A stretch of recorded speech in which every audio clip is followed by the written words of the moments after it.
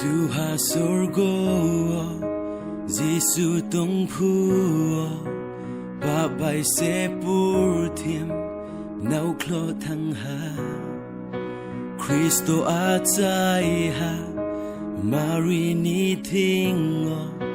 bro ni thing kara nay ma ung ha Kaut ma pung phai ha biye kara ha Mary bao ha tháng sẽ bin maya thui ye tui khô ha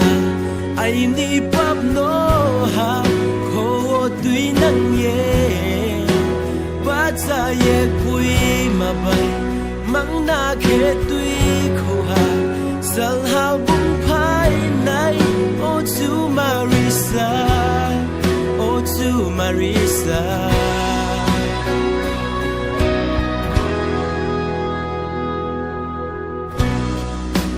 Calvary ha thai một tươi nắng yêu dài cross o yêu pha kia sẽ bu yêu dài cost mai yêu ye so rooms bay yêu ye trên bab no hoi ye được khâu này ha le ha marin bao se cross o be yêu dài Indo sanola ha tháng sẽ bin maya thui ye tui khô ha ai ni bab no ha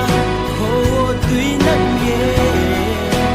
ba cha ye pui ma bai mang na ke tui khô ha sal hao bung phai nai o chu Marisa o chu Marisa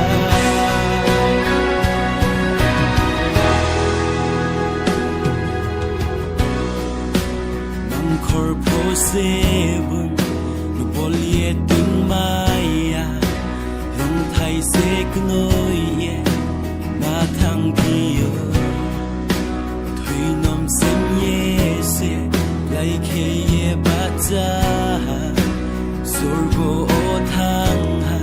min chu mariba thui bai mang corpo bung no lem sim maya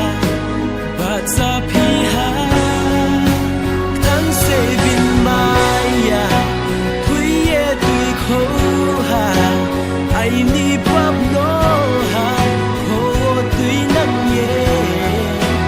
ba cha ye pui ma bai mang na ke tui khô ha sal hao bung phai nai o chu Marisa o chu Marisa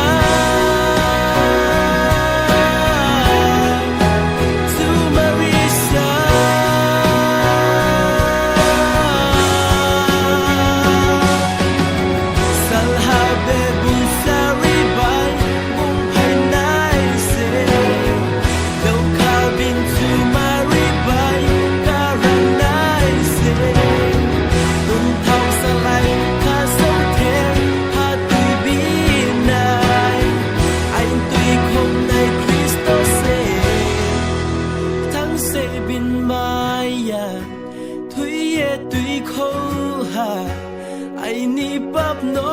ha khô tui nang ye ba cha ye bui ma ba